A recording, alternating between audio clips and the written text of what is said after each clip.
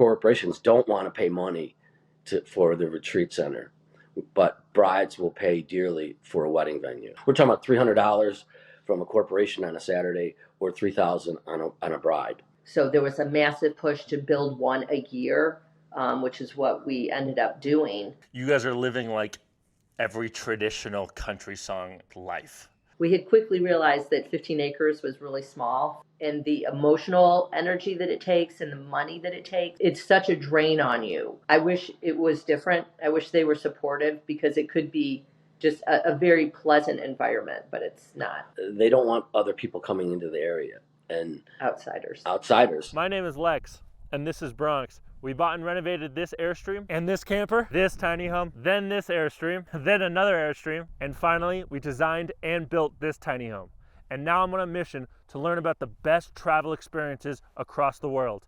Welcome to Experiential Travel. Welcome back to another very special episode of the Experiential Travel podcast. I'm your host, Lexington Jones. On this podcast, we talk to hosts that do experiential travel correctly, that just crush the game and that operate their business with a sort of leveled up experiences that typical hosts do not do. Today's guests are, they're the epitome of that. You develop a good product so that you don't have to market, and when you don't have to market, you don't have to sell. And their product speaks for itself. Their product is truly, truly phenomenal. It sits on 77 acres in the Mohican Valley. They have 4 cabins, 8 tree houses, and 2 Airbnb-style homes, and a gorgeous wedding venue, which a lot of the guests that we have on this podcast really only have just their structures and that's it, right? They charge a nightly rate. However, these hosts and these guests on our podcast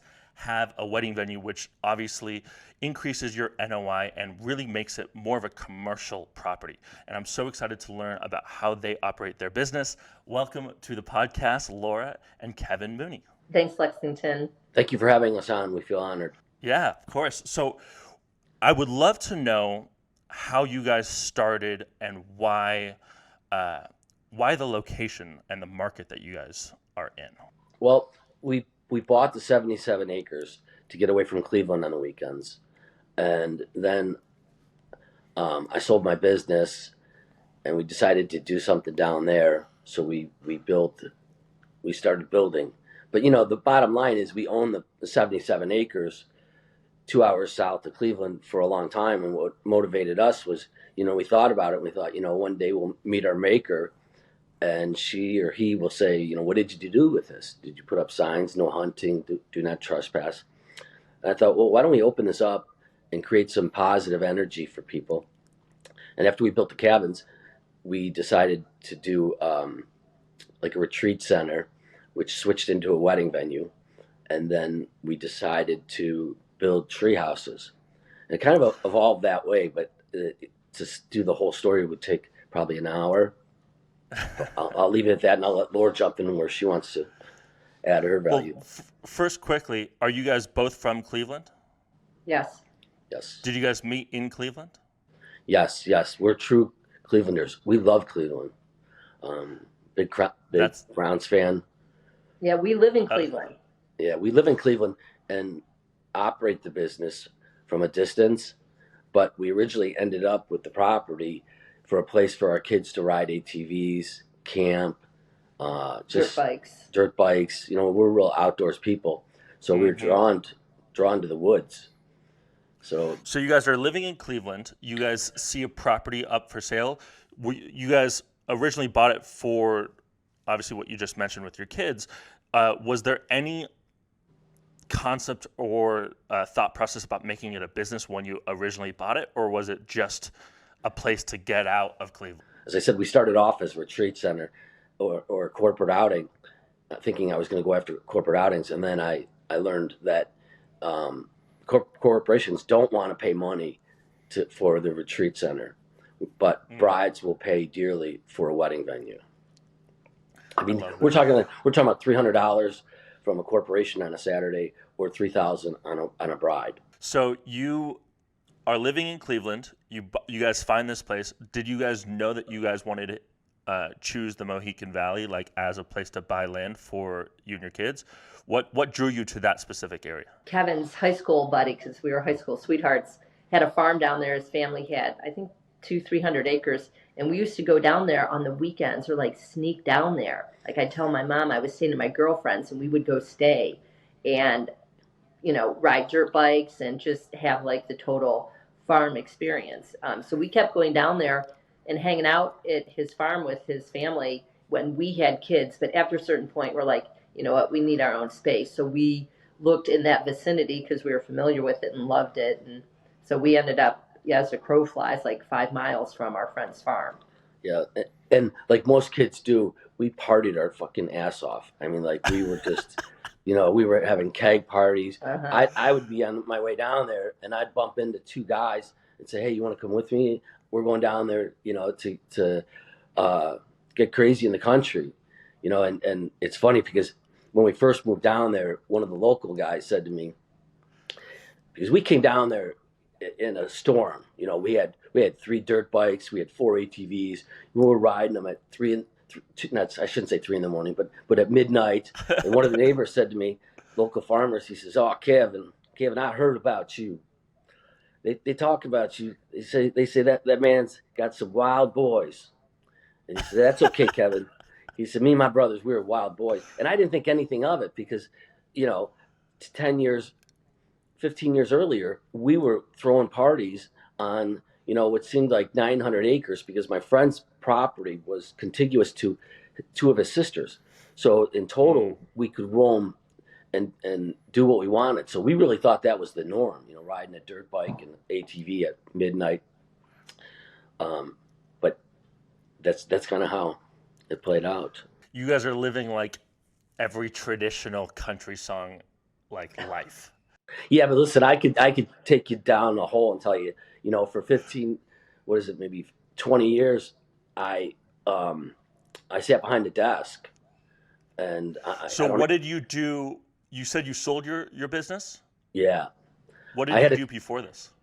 I had a consulting business that I would go in and evaluate a business before a bank lent to it, or I would go in there when they're in bankruptcy. So going into this, I understood what made a business successful and what made them fail. Because if you go to enough failed businesses, you'll learn how to run a business. Or if you go to enough successful ones. And I absolutely. Had and then pleasure. How do you think that the experience that because I'll tell you, I have a marketing background, right? And I started with photography and videography, so that concept of shooting properties, I knew I could just crush. So I knew whatever property I created, the marketing and bringing in people was never going to be an issue because I could always photograph and bring the FOMO to a property and sell it. How do you think that your previous experience or work experience has translated into your business today? Well, I have to say, Laura and I were really fortunate when it comes to business because we both worked for one of the top 4 accounting firms in the world. If you look at the top 4 right now, I worked at one and she worked at one, and we learned, a lot about business there too. But I think from my consulting business is where I learned the most because I could be in a different business every other week for 40 hours. And I could ask any questions to the president I wanted because a lot of times they were applying for a loan. So I could pick their brain on what worked and what didn't. One of my favorite stories is I asked the guy, how do you figure out what sells well? He says, "Oh, well, we put the product in that corner right there, and if they steal it, we know it's going to sell. If they don't steal it." So there's different things, different approaches we were exposed to that I think helps us. I also want to say, at Kevin's core, he's a salesman. So you can build a beautiful property, but if nobody knows about it, you're not going to have any revenue. Kevin is super dynamic, and he knows how to pitch an idea and a sale, and his marketing strategies just, there was nothing that was not attainable. He, NPR, New York Times, connecting and creating this network of people who could help get our business on the forefront, I think was incredibly instrumental in our success, because he took it to the next level because of his dynamic, personality, and he just, just a very driven person in that respect of the business. I always say he makes our phone ring. Yeah, and I love that. I had some luck. I appreciate that. I'll admit it. I'm good at that. There's a lot of things I'm not good at. That's why I'm not an accountant anymore. But there was a little bit of luck that I have to share with you. We built the first treehouse, and I couldn't give it away. I'd call my friends, and this was 2011, and they'd be like, "F you! I'm not sleeping in the tree. I need a toilet, a shower." So, I got a call from, and the guy that built my first treehouse was Pete Nelson. And one of the reasons I hired him was I heard that Animal Planet was following him. So when Animal Planet didn't show up to build my first treehouse, I was disappointed. So he calls me a few months later, and he said, "Instead of doing a treehouse class, why don't we do a treehouse show?" And I said, "Sure." So we build the second treehouse on the show, and this is where where the luck came in. We built it on the show, and we were only renting out our treehouse for one night a week, 2 nights a week at best, because the wedding venue wasn't open yet. So we don't even finish the treehouse. For TV, we didn't have everything done when they left. The toilet wasn't hooked up. We ran a generator for the electric. So right before the show aired, we decided to finish it because we were trying to get by with the expense of the wedding venue. So we finished the treehouse that was built on the show, and the phone didn't stop ringing. After the show, it blew up our website. Back then we were in the ice age, our reservation system and our website. It just froze up. I mean, I was walking through New York City because my daughter lives there, and I had people come up to me like, "Hey, weren't you on that show with Pete Nelson and Treehouse Masters?" And I'm like, "Yeah." That's amazing. Yeah. You're a local celebrity. I love that. It was a 15 minutes, but you know what? I was able to book the other treehouse then. I mean, and that treehouse that was on the show, people would say, I want to stay in the one that was on the show, and it was not as nice as the first one I built. Mm-hmm. Yeah. But it had that notoriety. I want to backpedal a little bit and talk about the land. How were you guys able to find the land? Did it go on the MLS? Did you have an off-market deal? And then how were you able to acquire that? Was it through seller financing? Was it just a cash purchase? A little bit more about the land. Well, we found the 15 for sale by owner, and then we were driving home one Sunday night, and we saw a for sale sign on the property next to us. So we called the number, and the seller came out of his house and crossed the street, and we worked out a deal with him. And because my consulting business was doing well, I didn't have a problem with getting the funds. There are 2 separate parcels that you bought, one 15 acres. Yeah. And then one, 50? 56? I think it was more like 19 and 55 or something like that. I can't remember. Did you go through a zoning thing where you made them one parcel, or are they still to this day 2 different pieces of land? The entire property was zoned agricultural, which we had changed to commercial. What was the timeline from the 15 or 19 acres to you calling the next door neighbor? 5 months. It was quick. Oh, wow. Yeah, we were just on there, and then we're like, oh my gosh. We had quickly realized that 15 acres was really small for riding dirt bikes. Yep. So we're like, oh my God, there's 55 acres. The guy next door is selling it. Let's see if we can grab it, and we did. So a little bit about utilities wise, when you bought the land, did it have utilities on it already? Did it have any structures? What type of condition was the land in? So it had electric. because there was a camper on it. We bought the 15 from some guy who was going to retire on it. Had electric.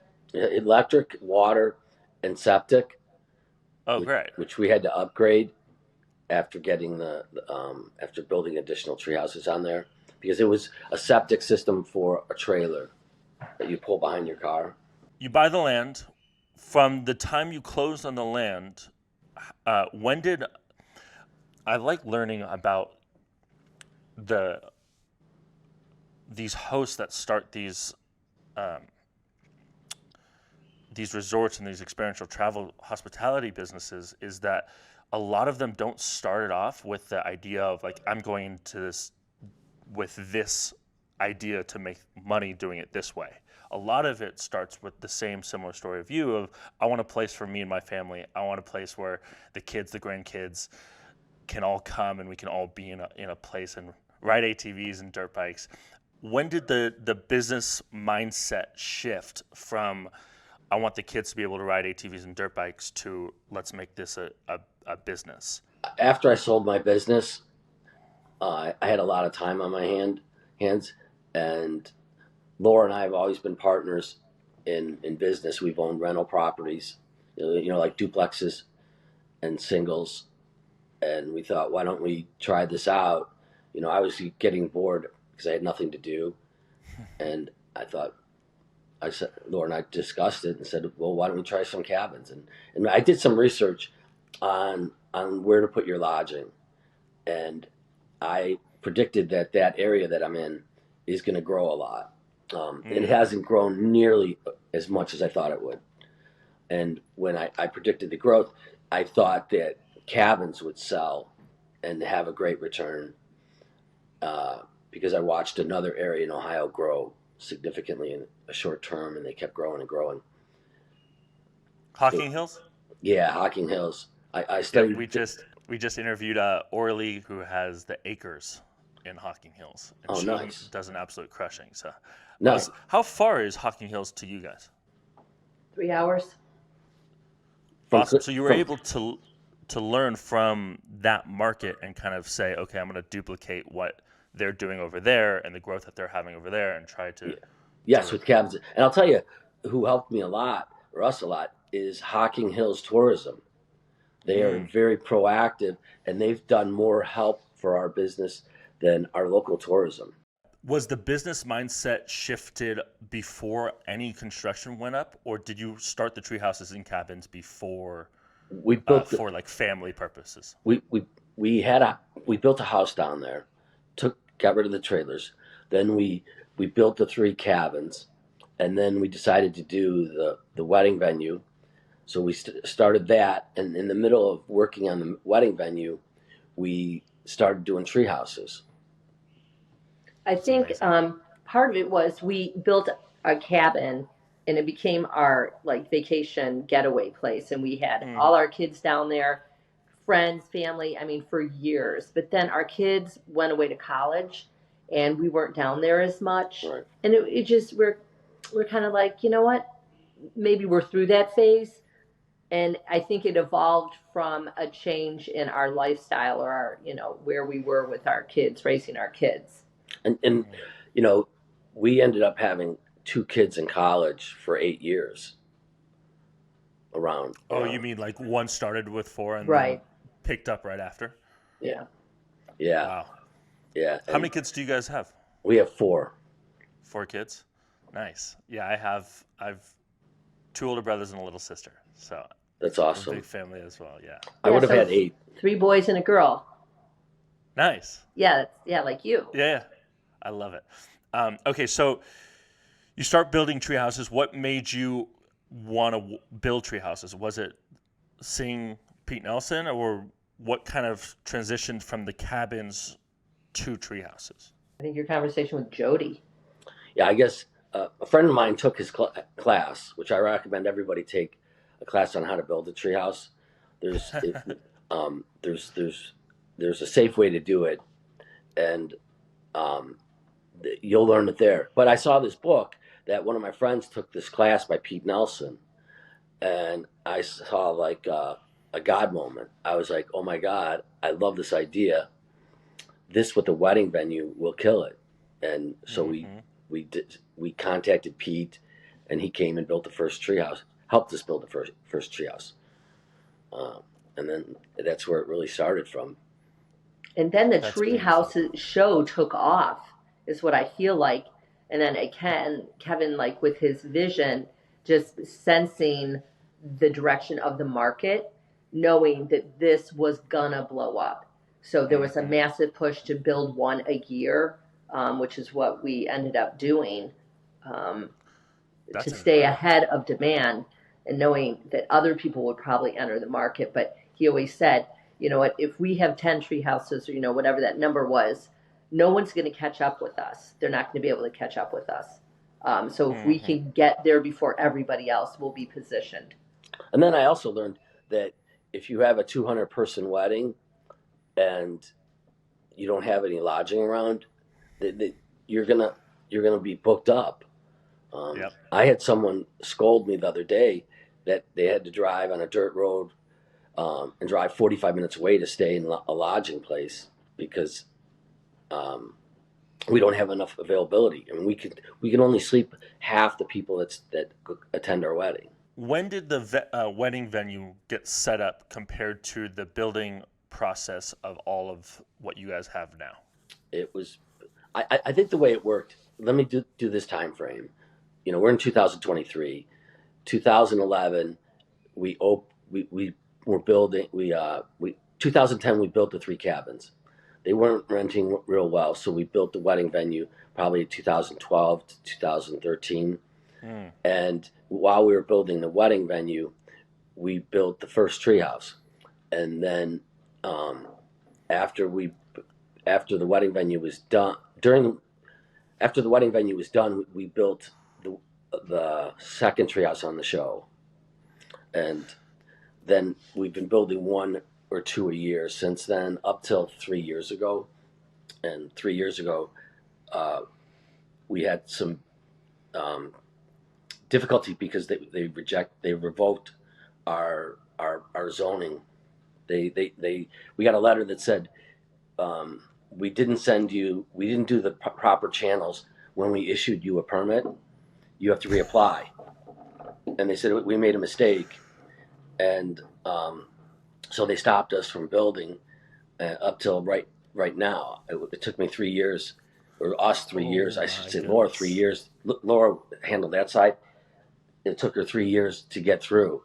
And if anybody asked me advice about building, I would tell them, get with your zoning inspectors and Yep. see if They're confident. they're competent, and if they want it, because Yeah. in the city I live in, I can't legally build a treehouse. And we had a friend of a friend want to build a treehouse village just like ours, and they drove around, and they couldn't find a zoning. They couldn't find any zoning east of Cleveland within like an hour that would allow them to do a treehouse village, because you can't make them ADA, and Mm. there's a bunch of Mm-hmm. variances that you have to go for. So It's complicated. it's complicated, and it was interesting at first when we built our first couple of tree houses. I could do the drawings. I could do a drawing, and we did internally do the drawings of the first like three tree houses or four, and this last tree house we built, my structural engineer was $7,000. My Oh architect my was, goodness. was $10,000. My electrical engineer, I'm not sure. I'm going to guess like 3 or 4 thousand. So those things you have to take into consideration. Uh, The world has changed with the Yeah. growth of the industry. yeah, no, I'm for it because I want good competition. I don't want bad competition. Mm-hmm. If you build a treehouse down the street from me and it falls over, that's gonna hurt me. It's not gonna help Yeah. me. If you build one Yeah. nicer than me, you're gonna teach me something, and I'm gonna take your idea and I'll make it better. So really, I advise people before you do something. I could give you an example. My son built a treehouse. He checked with them. Zoning was everything great. He went to build his second treehouse, and they said, "Well, you've got to fix the road.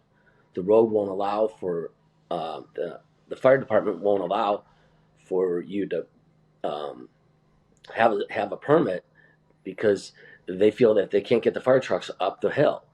So there's a lot of things that you don't know um, until it's too late. So I would check with the Yeah. zoning, make sure they want it. I mean, you don't want to We buy a piece of property and then find out that the local township. Uh, It's not supportive of your plans. Isn't it so wild that all of these laws and zoning ordinances are occurring in real time? And yeah, that, and like, you can spend your entire life savings, or you can spend a fortune on your property just for the county to be like, no. no, That concept to me is wild.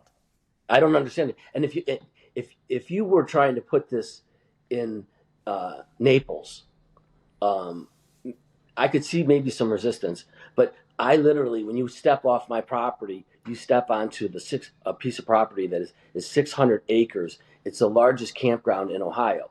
And if you go down 2 properties from me, there's another campground. So I'm in the middle of these 2 campgrounds. I'm in a tourist area, like the fastest growing piece of real estate right now, profit wise, is a tiny house Mm-hmm. in the world, in the United States, in Ohio, in California, and they made a law against it.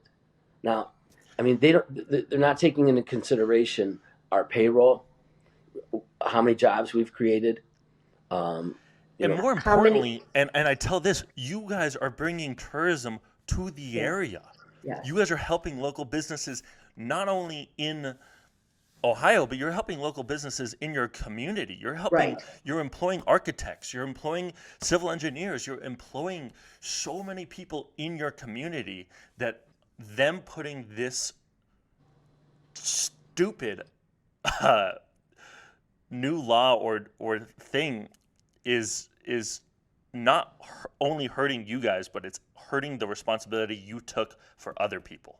yeah, and it's crazy. We had someone go to our zoning meeting, and they stood up and they said, "Oh, y'all better not shut him down. I make a lot of money off my rental property because of that man." They had an Airbnb. Yeah, Yeah, they and so said, rollover from the wedding probably goes to Yes. the other Airbnbs. Yeah. yeah, It's crazy. I'm glad that I'm not the only one who goes through No. that stuff. It's been a major component you know, it's been a major issue. Um, but we hear these stories again and again from other people. I mean, Hmm. our son, and then other people. I don't want to get into their stories, but it is it is a part of this industry that is a struggle given your situation, and it detracts from us trying to run our business well. The brain power that it takes, and the Hmm. emotional energy that it takes, and the money that it takes. It's such a drain on you. Um, I wish it Let me was different. I wish they were supportive, because it could be just a very pleasant environment, but it's not. in my area, a big problem is they don't want other people coming into the area and Outsiders. outsiders. And I actually had a zoning official come to me, and he said, uh, you know Daddy, right?" I said, "Yeah." And he said, "Well, Daddy says you're trying to f Kevin because he ain't from here." And the dad and the son says, "Oh no, that's not true." And he said, "Well, why aren't you going after so and so that sells ATVs?" He said, "Well, we buy our tractor parts there, Daddy. We can't go after him." And he said, "Well, what about this other business?" He said, "Daddy, that's our cousin." And the dad said, "Well, what about this woman down there with the campground?" "Oh, come on, she's been here a while. We can't go after her." I had another zoning official tell me, "We're only going after you, no one else." Other people, because when they took my permit away, I was not in compliance, so I had to reapply to be in compliance. But I mean, I even had a zoning official say to me, uh, or tell one of the other officials, whatever Kevin wants, I'm voting against. And his son was on my payroll at the time. And I went to him and I said, "Why would you give me resistance? I'm putting money in your pocket." He said, "No. Hmm. How are you putting money in my pocket?" I said, "Well, your 30-year-old son works for me, and your wife doesn't have to slip him as much money." And I said, "Well, I'm still putting money in your pocket." He said, "Oh, that ain't my pocket, Kevin." Your story is not the only story like the one you're saying. I've had multiple people on this podcast saying that once they hit a certain threshold of success, Yes. that there's a level of now we have to tear these people down. And it's Exactly. interesting. It's like the American dream is we want you to chase your dreams and be successful, but just not more successful than us. Yeah. Or not right next door. Yeah. Well, Yeah. Let me ask you this, and this is something I've been thinking about with you guys, does you guys start the wedding venue and then bring in the tree houses? Do the tree houses book your wedding venue, or does your wedding venue book your tree houses? Which one is the lead magnet coming into your property? Hey, so if you're watching this video, you're probably interested in starting your own off-grid short-term rental. We have created a free masterclass on the 9 steps on how we started our off-grid short-term rental. It's all right here. It's a PDF version or video course. Guess what? It's completely for free. So go ahead, click the link below to download your free 9-step off-grid short-term rental masterclass. It's the blueprint that we use to do ours. And again, it's completely for free. Go ahead, download it. Our whole mission is to empower entrepreneurs to create more unique experiences so their guests can create more lifelong memories with their loved ones. I can tell you that hanging out with this kid with a bonfire in one of our units is my favorite pastime. So go ahead, click the link below to learn how to start your own off-grid short-term rental. All right, back to the video. if I could sell out my weddings, I'm not worried about the tree houses. You know, if you when you look at my website, it's very misleading because I have to block off the night before and the night after a wedding. Now, our wedding venue is so beautiful, and I have to give credit to Laura and her design and my Amish guys that helped me design it. So we block everything off. So if you try to book a June Friday, Saturday, Sunday, and you can't. And on occasion, for certain months, we'll block off the night after. So when you look at my website right now, you're going to say, "Oh my God, I can't get a Saturday." From March until December 15th. Right, I can't get a Sunday because we do a lot of weddings. I mean, the wedding venue is so beautiful. And let me ask you this: how many weddings have you been to on a Sunday? I don't think I've ever been to a wedding on a Sunday. How about a Tuesday? It's Saturdays. Yep. Okay. You're contingent to a day. We sell out Sundays. There's months where you can't get a Sunday, let alone a Friday or a Saturday. So we have to block that off. And because we promise them the night before and after. For their wedding guests. For the wedding guests. A lot of them want to come in early. So a lot of our Thursday night tree houses are wedding guests. And so really, my numbers are misleading. And when you look at my numbers, it's a little bit misleading because it's so difficult to find lodging near me that I could charge as much as I want. And they're going to be booked because we can only sleep so many people. And if you saw where my wedding venue was, it's down this dirt road, scary at night for someone. Up and down. It's up and down. Yeah, it's up and down, and it's narrow. And if you're from the city, you know, I'll have someone drive a car there, and they'll drive like 5 miles an hour down a 2-mile road because they're nervous. It's a dirt road. But the wedding venue is so beautiful that we rent it out a lot without them seeing it. You know, like we've had a lot of brides call us and say, at the beginning, we refused it. And they said, well, I want this date. And we would say, no, you can't have it until you see the wedding venue. And then they'd say, well, take my deposit and hold the date. And I'm like, no. And then finally I had to say, okay, I'll do it. And then after 3 or 4 weddings where they booked them, and it was a wedding that the bride or groom didn't see the facility till 2 days before the wedding, I would ask them a question. Did we do a good job? Were you disappointed? And they all said you exceeded our expectations. So from then on, we decided we'll take deposits even if you didn't see the wedding venue. You know, we had 2 people from London, England get married there, 2 different couples in 1 year. We have people from New York City get married there. You know, so we're really at an advantage. You know, there's one other wedding venue that has a couple tree houses, and I think they charge triple what we charge. Um, That's to amazing. answer your question, does the venue bring your treehouse guests, or do the treehouse guests get your venue booked? Is that Yeah, kind I'm of more interested. I really want to know your lead gen, like how you guys are getting your wedding Well, guests. Are they seeing the tree houses and then finding out that no, they can have a wedding there, or are they finding your wedding venue and then being like, oh my goodness, they have tree houses? yeah, that's the case. I mean, they're finding the wedding venue, and they're wanting the wedding venue, and that's why I ask about the Sunday dates. And it's not. I mean, if I was a smart businessman, I would buy 10 mobile homes and put them in my parking lot. Um, Unfortunately, I can't do that because of their code. Yeah. But if I did that, they would be rented out you know, every wedding, and Hmm. a lot of them would be rented the night before the wedding or after, because people want to stay 2 nights. We find quite often because of the area. So really, the wedding venue drives it. I always tell Laura, if we could sell out our weddings, we don't have to worry about the tree houses, because of there. When you have 200 people come, it's hard to find a place to stay there. Yeah, we absolutely. we try to get anybody who's staying there for a vacation rental to let them know that we have a venue, because we've had couples who stay there, like, we stayed there 3 years ago, we found out you have a venue, we want to get married here. Yeah. There is a small percentage of that. I would love to know about your booking channels regarding your short-term rentals, but also your wedding venue. Are there direct booking? Are there booking channels that you use, like Airbnb, for your wedding venues? Um, so there's wedding platforms. I mean, the whole wedding industry has its own world. So we're tapped into that world for Mm-hmm. it's it's when I think about it, it's completely separate from our vacation rental business.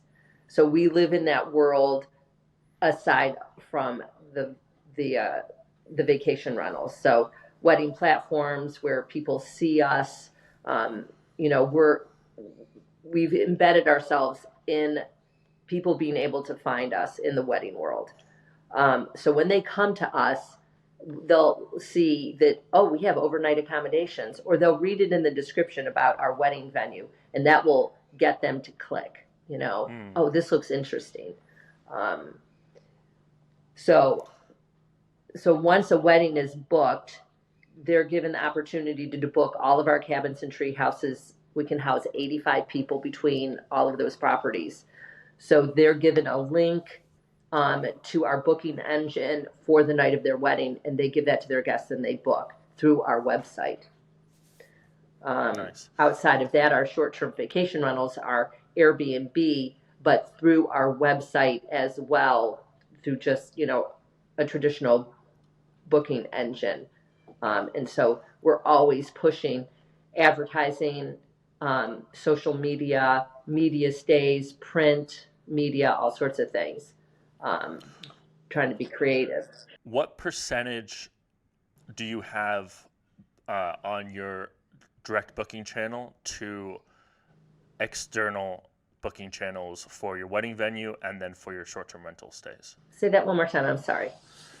Like, I'm interested to know what your booking percentages are for your direct booking channel when they go to your website, book a wedding venue or book a short-term rental stay, compared to these external booking channels such as Airbnb or other external booking channels for weddings. I mean, we're really only on Airbnb, and it's probably 5% of our rentals. Yeah. Oh, wow. So you're Yeah. 95% direct bookings on your website. Yes. Yeah. That's incredible. You're saving So, so much. I mean, right. just the fees that you're saving is incredible. Yeah. From an operations standpoint, what's the difference or a hurdle that you've had to learn or jump through, the difference between short-term rental operations and wedding operations? Because I could imagine wedding operations that is extensively harder.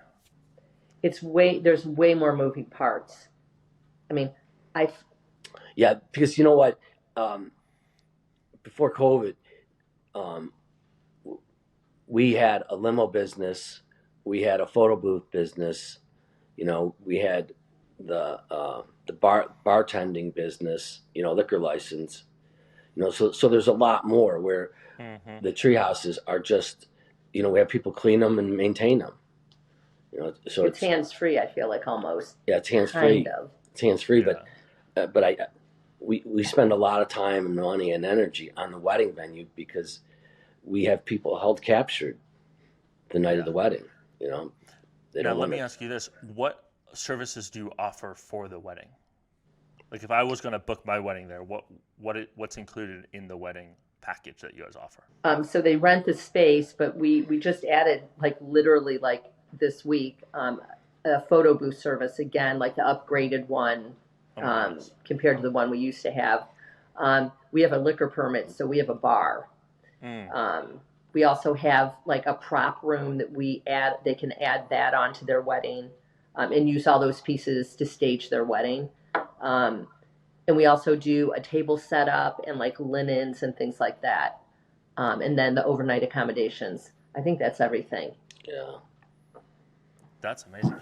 What is a typical wedding? How much does that typically make with full night accommodations, with the space, with all the extra accoutrements?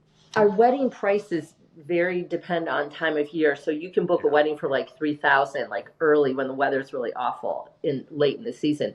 But our wedding venue rates are close to 8,000 in the premium months on a Saturday. So you can do a Friday, Saturday, or Sunday wedding. Those prices all vary. The time of year varies. Um, and if they booked out all the cabins and tree houses for all their guests, it's probably like $5,000, Yeah. somewhere around that. And then a bar bill could be anywhere between 1,000 and a few thousand. It just depends. Yeah. And the time of year is big. It And the is. day of the week is big because, obviously a photographer's not going to charge as much on a Sunday or the Yeah. caterer on a Sunday as they would on a Saturday night. So it varies. I mean, our swings in income per night for weddings and treehouses could swing, 50%. It could be Yeah. double, actually 100%. I mean, like you could get a, a treehouse today for half of what you would rent it, might be able to get it for in March. Because we're running Mhm. specials and discounts for winter and things like that. When we interview a lot of our guests on the podcast, their dream team, the people that run the organization, their cleaners, their handyman, an on-site property manager sometimes is 2, 3 people, 4 people like tops. I would imagine that your just dream team in general is is insane. Now, who do you guys have full time on like payroll, and then do you guys contract a lot of the other parts out? No, everybody's payroll. Yeah, we use ADP, but we have a lot of employees. I mean, we have 5 full-time employees that live in Cleveland that Mm. don't go to the property. Then we have Oh, a maintenance guy. Then we have another maintenance guy, and we in prime time we could use a third one, and then we have the housekeepers and the housekeeping manager, and then we have another manager. So when it comes to payroll, our payroll is really really high. And your event staff too. So there's bartender um, and the event managers. So we we have close to like between 25 and 30 staff members depending on time of year. It can be higher than that in the summer if we get extra housekeeping staff. And that that's doesn't awesome. count with trying to grow. To grow to build a treehouse, Oh yeah. it's a lot of work. You have to be down there a lot. You have to get your permits, as I said earlier. You have to get a septic system. When I talked to my son that built a treehouse, he said, "Dad, it's about 300,000." And I'm like, "How?" And I said, "There's no way it's 300,000." And he said, "Dad, I build houses for a living. You know that, right?" I'm like, "Yeah, you're right." He said, "I can look at a house and tell you how much it costs to make." He said, Yeah. "When you get a well, you have to look into consideration. Are you going to get lucky and only go down 100 feet, or do you have to go down 300 feet? Well, if you have to go down 300 feet, you may be at $30,000, and Mhm. then you have to do a septic system for $25,000, $30,000, and then you have to hire an electrician, a plumber, you know, all those little things. He built a tiny house and it cost 300,000. And when he started going through the numbers, I was like, wow, I never realized that, because when we built ours, we sort of just slugged through it with our maintenance guy, and we didn't have to have drawings. We didn't have to In have the it. early days. In the early days, we didn't. Yeah. We drew them. We didn't have to have a structural engineer, electrical engineer, architect. The code's getting more strict, and uh, the laws have been changing as we go. And a lot of people that were carpenters when we started building tree houses, they're treehouse builders now, which instead of being $22 an hour, they're $80 an hour. And people that work in the treehouse industry are charging a huge premium for doing what they're doing. You know, the everybody, every vendor that you hire that knows how to work on a treehouse is going to be double or triple the price of what they normally charge. Why do you think that is? Just because the uniqueness of the structure? Right. And really, it's just it's not no different work except for doing the foundation. Right. The platform's the cost in the technical know-how. Once that's done, then it's a traditional build. It's when we started, I could buy my hardware for $400 or $500. The newest treehouse, it's going to be $10,000 for the hardware, because the law is changing. Yeah, just like the structural engineering laws. Yeah. Those engineers, they want to do it differently, and they want a lot more than the state is requiring. Yeah, I mean, it's their license on the line at the end of the day, right? Well, I wouldn't sign off on one. I think, like, unless certain things were done, like we do inspections annually. We have an arborist come out and check the trees. If you do things like that, I could sleep at night. But how do you know the person that you're handing your drawings to will do those things? Yeah. And as I mentioned earlier, you have to take the class, because people don't realize, if you build a treehouse like a lot of people want to build them, they'll pull their skid steer up and they'll use it as a crane to pick up materials in the treehouse. Like if you look at Pete Nelson's first treehouse that he did, they'll use a crane. Well, if you take the class, that'll teach you. You don't want anybody walking.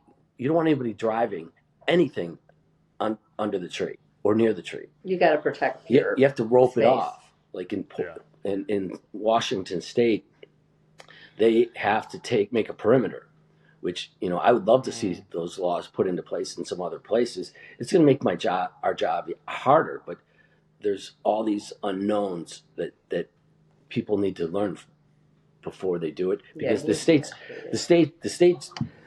that there's a lot of states out there right now that are approving drawings that don't require inspections. So I think there's rules like that you pick up at the class. Yeah. Like, I know that, to go back to what you were saying about the competition, is when we got the new ordinance that said no short-term rentals on wheels, I mean, our entire business is getting shut down, right? And then I had to take a step back, and obviously after the fumes leave my face, I actually took a step back and I said, this is actually, if I extended the time horizon, a blessing, because all of our competition is going to go away. And I'm going to start building homes out there, and I'll be the contractor who builds the homes out there, and no one else is doing that. So I'll be in a marketplace with zero competition, because everyone else is just doing Airstreams and other tiny homes on wheels. So can you do short-term rentals that are permanent? Yeah, so you could do stick-built homes through their building process as short-term rentals. You just can't do anything on wheels that doesn't get approved through their building process. Just as you were saying, it has to go through their inspection process. And so this is how their law is currently. Who knows in 5-10 years that they might change it again, but as of right now, it's ours is governed at a state level. So the state of Arizona makes the law that as long as you have a residence on permanent foundation and you own the home, you can rent it out and that's an Arizona state law. And Yeah. the state of Arizona has given counties a little bit more wiggle room to make their own ordinances and adopt certain policies. And the policy that they set was that it has to go through their building inspection process. And so Okay. I think it's the same thing with you guys. As long you guys are doing it right, and as long as you put in, as long as you commit to the idea of making this work, the people that commit to it will be the successful people. Yeah, I agree. And as long as you don't stop, it's the idea of the infinite game be compared to a finite game. Finite game is known players, known rules, known outcomes. An infinite game is unknown rules, unknown players, and unknown outcomes.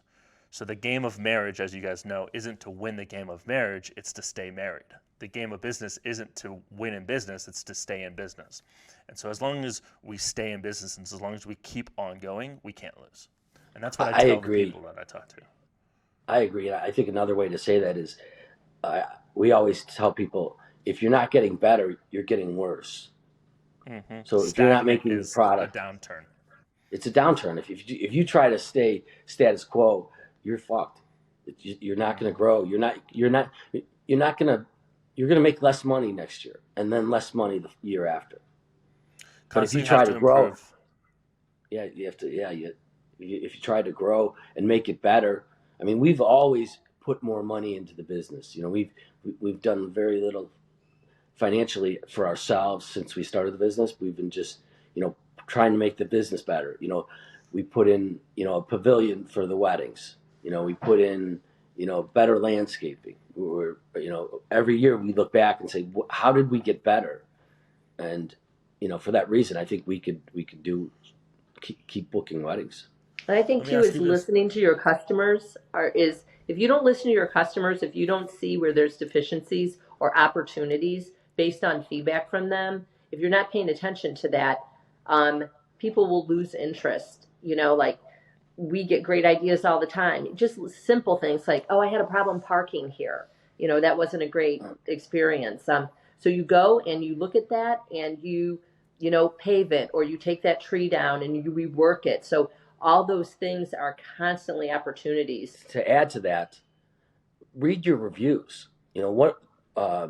We went from 40 weddings to 60 weddings to 80 weddings down to 60. And what happened, and I didn't know it. And what happened was, I received a negative review, and then I started calling people, and the negative review said, "You don't answer your phone." So I didn't know this, but the person I had answering the phone was living in another city having a cell phone, and she wasn't answering it, and she wasn't returning calls. So instead of us going from 80 weddings and up, we went from 80 weddings down to 60. But it took months and months to realize that. And the problem with my industry is if I don't find the mistake now, it may hurt me in 6 months. If there's like a problem, what happened was for 4 months she quit answering the phone, so we weren't doing as many tours, we weren't doing as many bookings, and it significantly hit our revenue line. But if it wasn't for the review, The cause to effect point is right? extended But it a right, longer and time if I horizon. didn't get that review, that negative review, I wouldn't have known that. And that's why I like to interview brides after the wedding and say, "Hey, what did we do right? What did we do right and wrong?" And try to fix it as fast as you can. Let me ask you this. I love this part in these podcasts, and I call it the hills we die on. You just mentioned learning from reviews and learning from previous guests.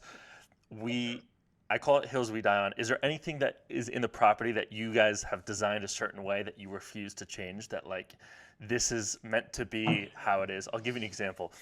In our loft in one of our tiny homes, we don't have a curtain, and a lot of our reviews are, you guys should put a curtain, and we refuse because we want people to wake up with the sunrise. Some people don't like that. I don't care. It is what it is. I don't care. Are there any things like that, examples like that, that hills that you guys die on that you guys will not change for anyone?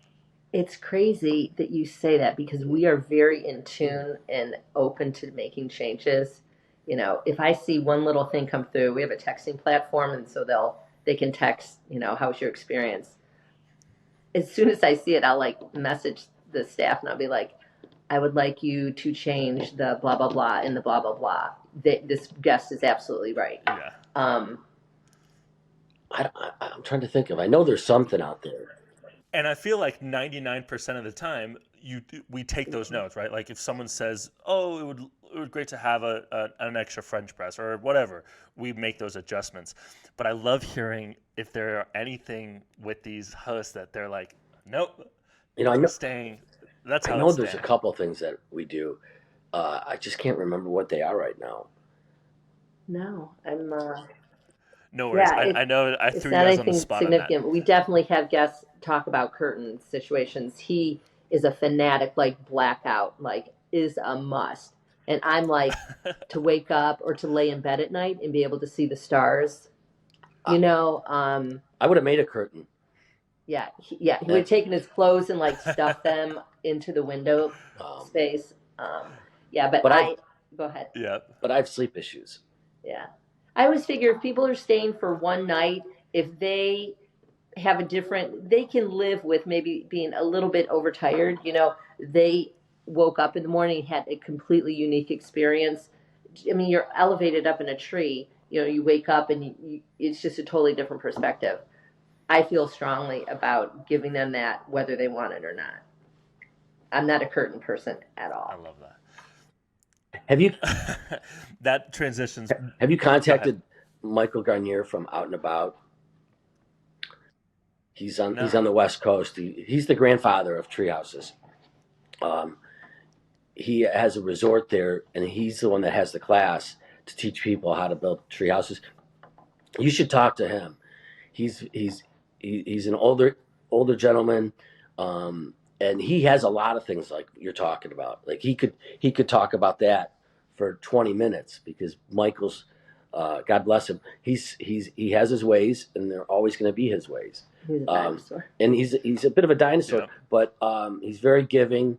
He might come off a little cranky. He's very generous with his time. When I talk to him on the phone, I always feel like I can't believe this guy's giving me all this time. Um, but he could Yeah. tell you stories. I mean, when he did his first treehouse to get it past permits, he put 50. He put like 20 or 25. I don't know how many. 55-gallon barrels of water on the treehouse. He put like 16 people. He put 3 chickens for comedy. Took a picture of it and gave it to the building department and said, "Look, don't tell me this treehouse is going to fall. If I could put all this weight on there." Yep. He's had more permit problems than anybody. I mean, he was shut down at one point after they gave him his permits. They shut him down, and he went through a lot. He'd be a great one to interview uh, because he's just so knowledgeable, and he understands the technology and engineering better than anybody in the industry. Pete Nelson from Treehouse Master Show learned from him, and he matter of fact, if you called him and said, "Look, do you want to do the Treehouse Master Show?" He'd tell you no.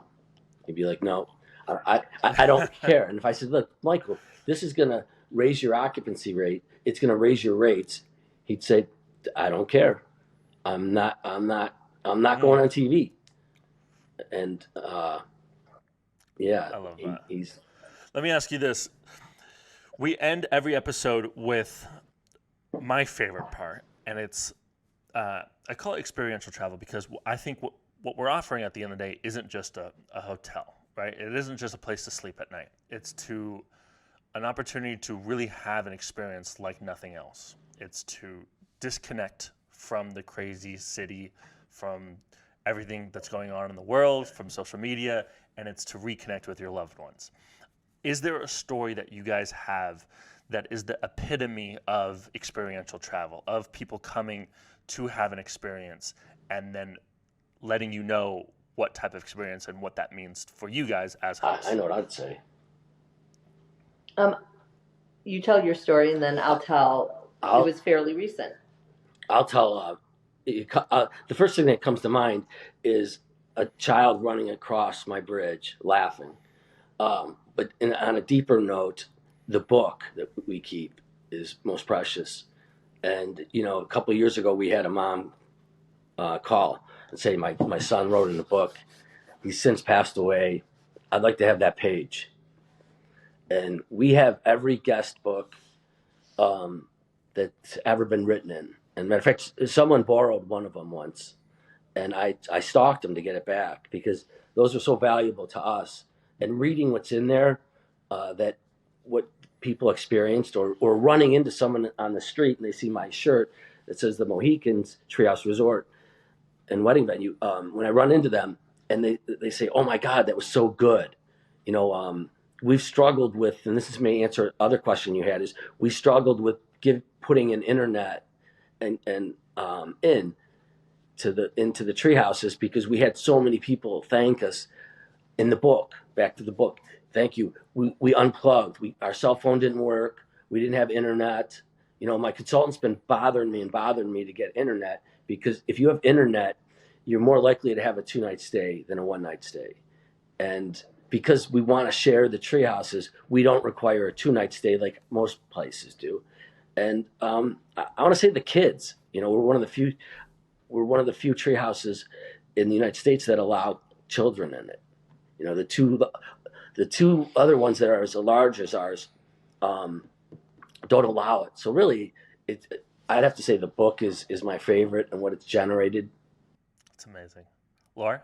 This is just a recent example, but this is something that I see fairly often, is when a parent takes their kid out of school on a school day and you see them. And I ran into a family last month, and it was like a Wednesday, and they had 3 kids. And I think they were fishing because we have a pond, and I was just chatting with them, and I'm like, look at the dad. I go, it's Wednesday, and he goes, I know. He goes, we thought this was like really important. So he said, they brought their homework. I wrote the teacher a note and told him, we're gonna take them out. We have something special that we want to do this week. Enough that we're gonna take our kids out of school. So um, that kind of sums it up. And there, yeah, no internet, no television. People always say, we played cards and we read and we talked to our kids, and they love it. No internet, no TV. It That's is the the hill. best. Yeah. Yeah, I have to say overall, I mean, just when you run into someone or you see that experience, the joy you're bringing. For years, I felt like I had a job that wasn't contributing to a better world. I was saving banks money, I was protecting their interest, but what did I really do? What did I give back? And that's why I always thought about when we talked about how God gave us this land. How do we use it? Most people down in where we have our Mm-hmm. property, they have do not trespassing signs on it. Very protective You and know, mindset. and It's and what mine. what good is Yeah. it?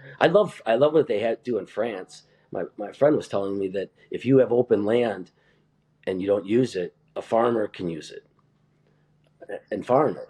I I like mean, that. I mean, Wow. Yeah. why own something or have something that isn't contributing to a better world and it making you money, being able to do it as a job is so much more rewarding than saving, working at a desk like I used to do. Laura, Kevin, thank you guys so much for being on the podcast today.